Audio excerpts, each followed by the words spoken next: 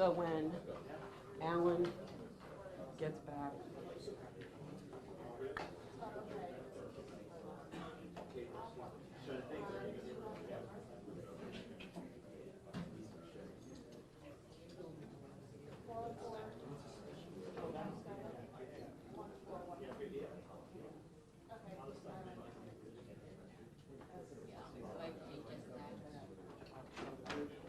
and here he is.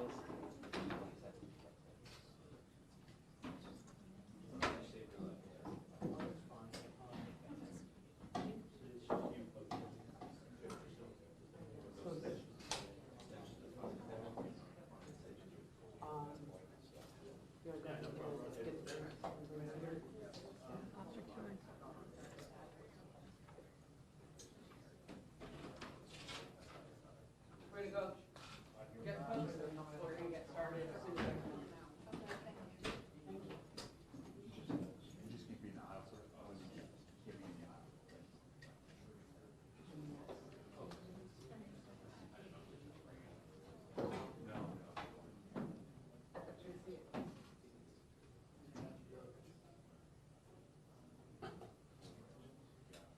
Sorry, just gotta go.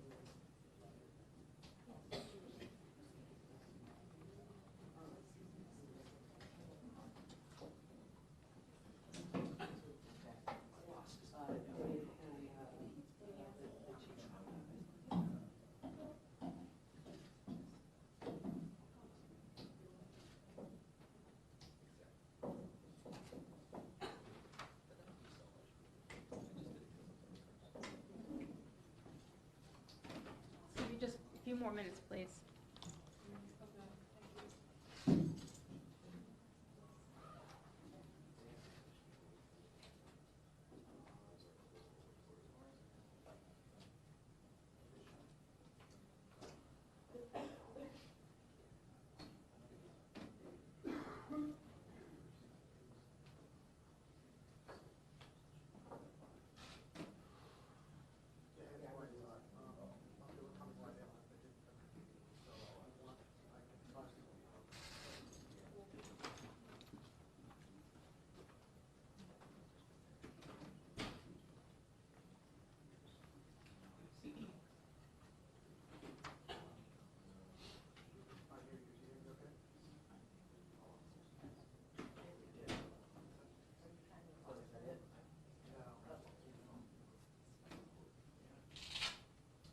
I apologize. Governor Northam is coming back.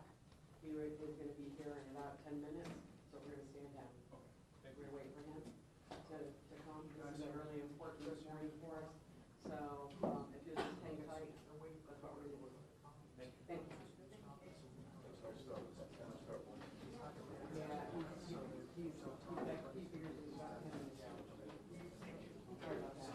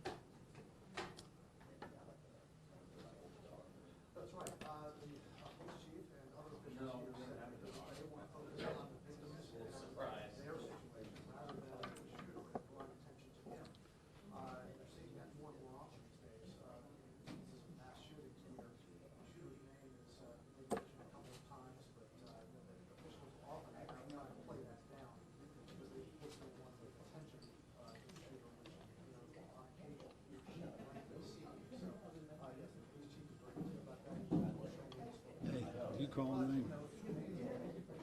Yeah. What?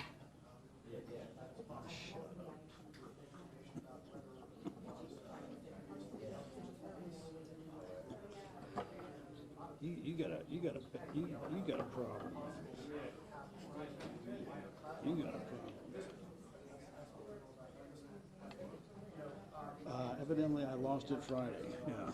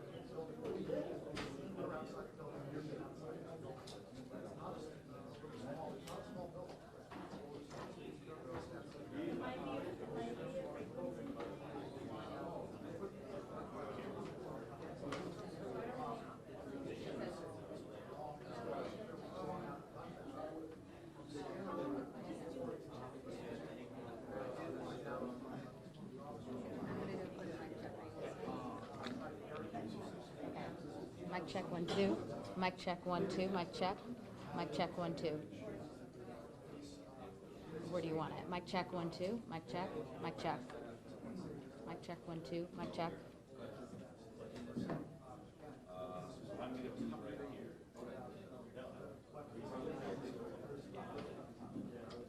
Mic check 1 2. Mic check. Mic check 1 2. Mic check.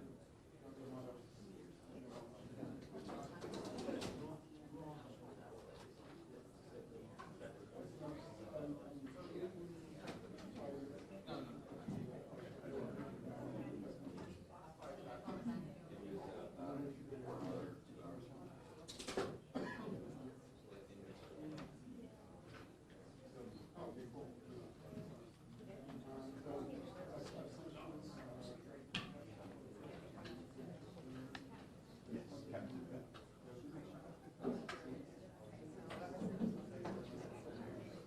So hang on.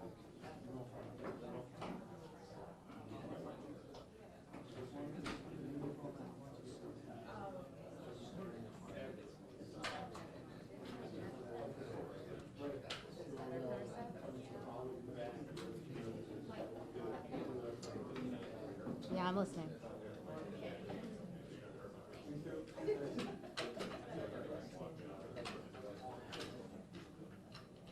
Okay. Okay, Cursor just wanted to switch. Is it okay now? Mic check 1 2. Mic check. Mic check 1 2.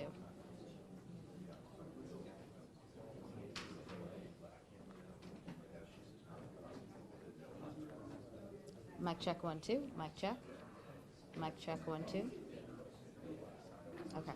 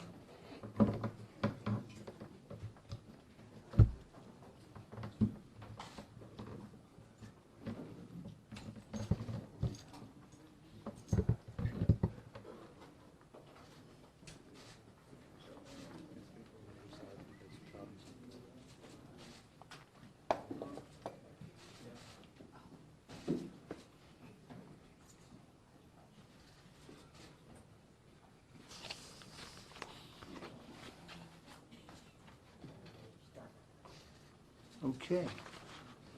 How does this work with this one?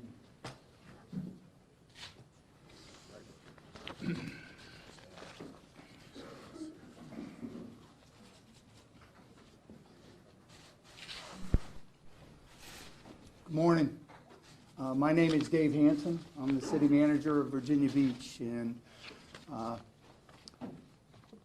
appreciate being joined by all the media that have traveled far and wide to support us. I also want to acknowledge all my elected officials that are here with me up front, and as we share information with you today. 16 hours ago, the lives of 12 people were cut short by a senseless, incomprehensible act of violence.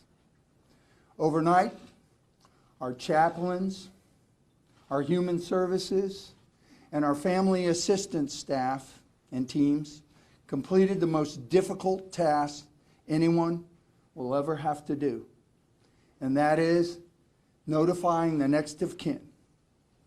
So today, we all grieve. This morning, I have the responsibility to inform friends, co-workers, and the public of those who lost their lives yesterday. All but one of the 12 victims were employees of the city of Virginia Beach. I have worked with most of them for many years. We want you to know who they were, so in the days and weeks to come, you will learn what they meant to all of us, to their families, to their friends, and to their coworkers. They leave a void that we will never be able to fill. Hold that, Miss Emma.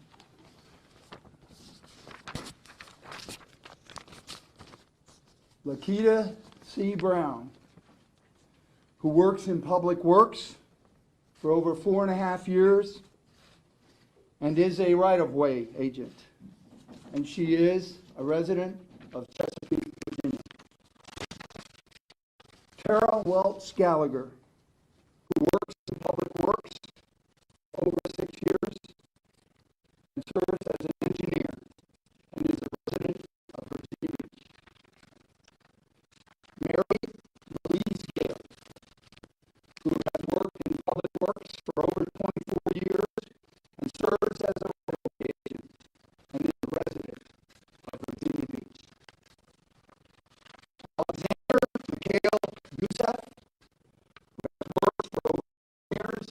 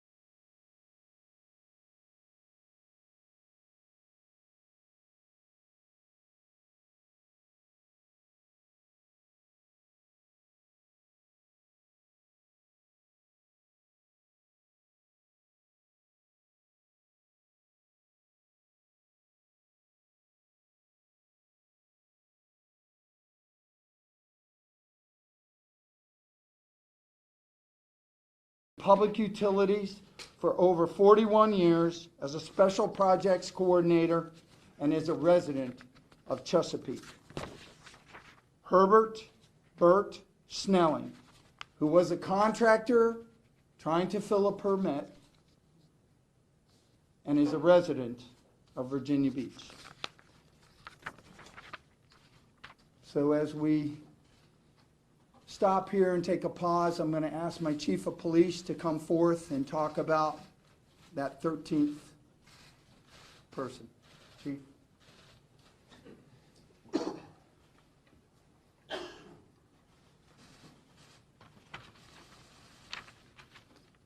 As an update to where we are on the investigative process. First of all, our investigators, our detectives, our forensic technicians worked through the entire night in processing our scene and with dignity and respect in removing all of the victims in this particular case. The medical examiner's office now will take over their part of the investigation, and that should take the next 48 hours. While they work through it, they are bringing in additional resources from Richmond. During the investigative process, we were assisted by the Federal Bureau of Investigation. They had 40 members of their investigative forensic task force from Quantico and other places throughout Virginia assist us in this particular case. This is a large-scale crime scene. It's a horrific crime scene, and please understand it takes not only a physical, emotional, and psychological toll on everyone who spent the night inside that particular building. ATF is also assisting us. We did recover additional weapons at the scene. I'm not at liberty to tell what those weapons are at this time. We also recovered additional weapons at the suspect's home. The suspect, and this will be the only time we will announce his name, is Dwayne Craddock. He was an engineer with Public Utilities. He was employed with that department for approximately 15 years. The suspect's family has also been notified. Victims, employees, any witnesses who wish to give additional information, there's a phone line set up by the Federal Bureau of Investigation, 1-800-CALL, C-A-L-L-FBI, 1-800-225-5324. We also have a large-scale number of counselors available for the city employees all city employees who are touched by this event, as well as citizens and family members who may also be infected by this particular event. We were able to review some film last night, review some film of the officers who responded into the building. The officers checked every room, on every floor, every closet, under every desk, and they escorted a large number of city employees out of the building. And remember, they're escorting them out of the building while the victims were still in the building. I want you to know those officers worked with compassion, they worked with caring, they worked with professionalism in assisting our brothers and sisters who work for our city.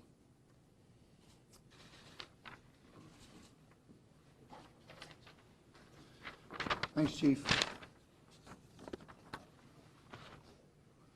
We are very thankful for the outpouring of support received from the people in the community, the region, and across the country. We're especially grateful for the assistance that we are receiving from our sister cities here in Hampton Roads, from our state agencies, and from federal offices. The desire to help is strong, and we appreciate it more than you can say. We have posted on our VB.gov website an opportunity for those that wish to volunteer to sign up, and because we've had an outpouring of volunteers to serve as chaplains, to bring comfort dogs, to provide supplies, and now we have an outpouring of those that wish to donate to the families that are going to be in turmoil for quite some time.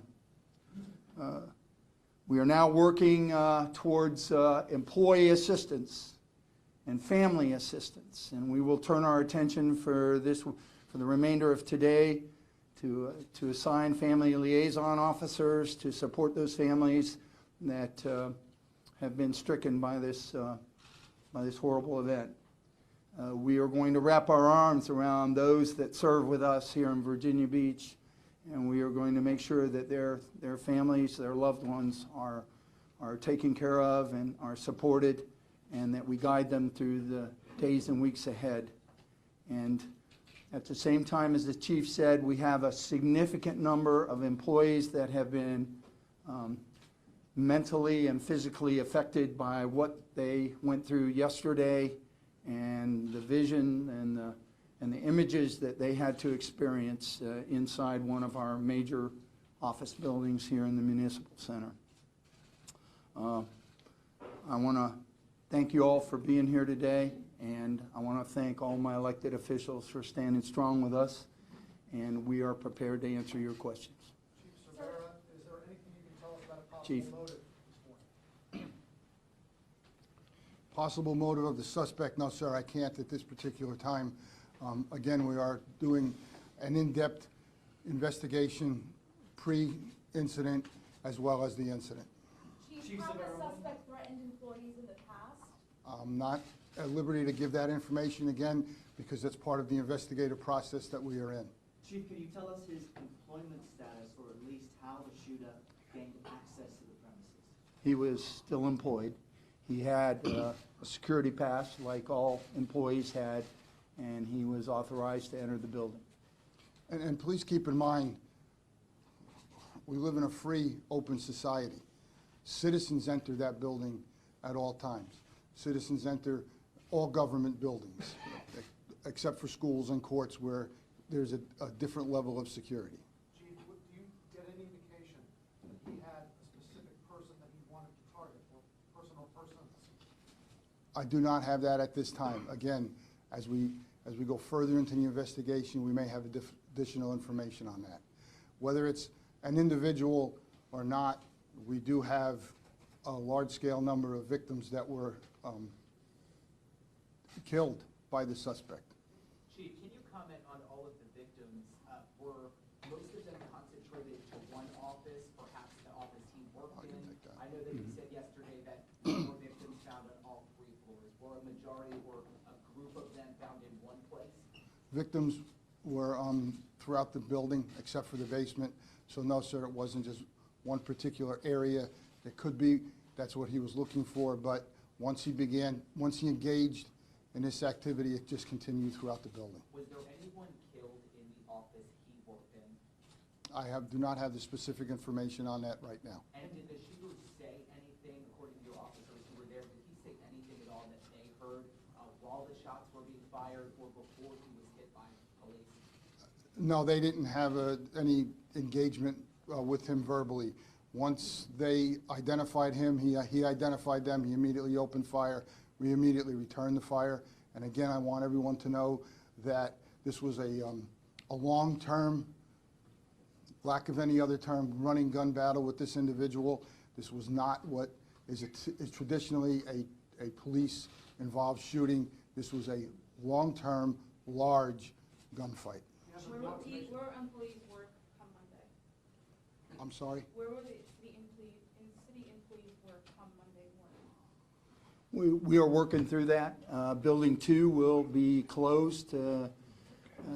We are going to have to relocate some of our major services that Public Utilities provided. They, of course, oversee our city services, and so we've got to reestablish some financial connectivity for bill paying, et cetera. We're in the process with the IT department relocating, but that building is going to take a little bit of time to reopen. We are looking at what level of service the government will provide to our citizens on Monday, and we'll be making those announcements today and tomorrow, so stay informed. Are there any incidents on the suspect personnel file over the past 15 years that jump out at you? I'm not going to comment on HR-related issue at this time. I'm sorry? Do y'all know of any prior criminal record with him? I'm not going to make a comment on that right now. I'm not going to make that comment at this time. How secure was the building? How secure was the building? Yeah, go ahead. It's an open government building. Citizens have the right to access open government buildings. Employees have a right to access their work site. It's an open government building. Are there any plans? I'm going to follow up on that to say that the entry corridors and the service, the public service desks for those infrastructure departments are served by administrative assistants that work with the public, but all the accesses to the inner offices and conference rooms are secured and require this pass. And as I've told you, he was in possession of a pass. You mentioned the public access to this building is important, but considering this gut punch of an attack, might you reassess security at this building? Of course, we will do an after-action review and take appropriate actions should we determine that is a requirement. I just want to follow up on the trauma, obviously, everyone is experiencing right now. What plan is there for assistance psychologically to all of the witnesses, victims, and other employees? We have numerous agencies that provide both family assistance and employee assistance. We have an outpouring of support from our sister cities, from state agencies, from national nonprofit organizations that do this. We are bringing them to bear. We have just informed the families. You can imagine